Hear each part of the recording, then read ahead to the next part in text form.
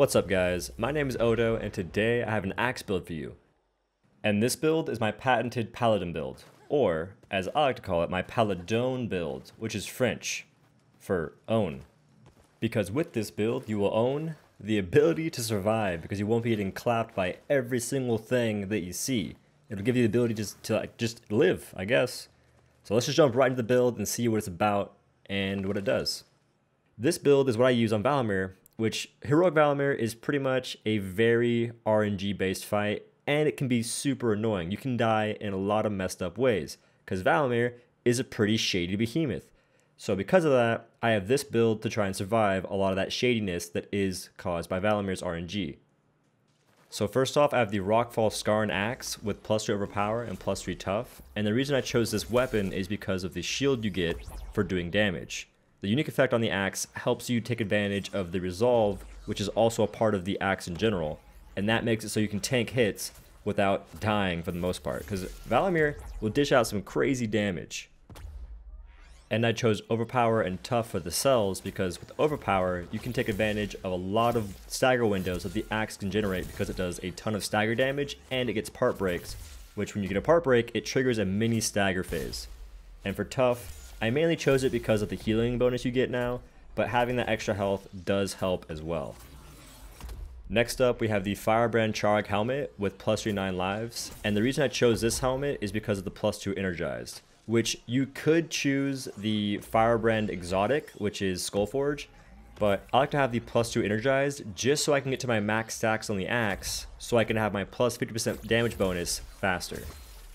And the reason I went with +3 9 lives is because my next armor piece, which is the Valimir Chestplate, has +1 9 lives as the stat bonus to the armor itself. And when you combine that with the +3 9 lives in the helmet, the first time that you would go down, you instead stay up and heal for 400 health, which is insanely valuable on Valimir, considering there are a lot of times you'll get clapped for no reason.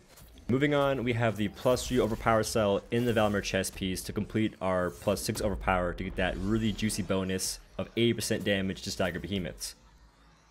And our next piece are the Shockjaw Nezaga bracers, which have +1 medic and +3 Aethic Attunement. And the medic helps out a little bit, but the Aethic Attunement helps out a lot, especially if you do what I did and sell in an extra +3 Aethic Attunement. And the reason it helps you out a lot is because if you're using Conduit like I am in this build, the faster you get to your hold to cast on your lantern, the more uptime you have on the Conduit attack speed buff. And then we have the Valimir boots, which have +2 Lucent and +1 Aether Hunter. And the main reason I chose these boots is because of the Lucent cell, which modifies your healing flask to heal for 20% more health over 20 seconds.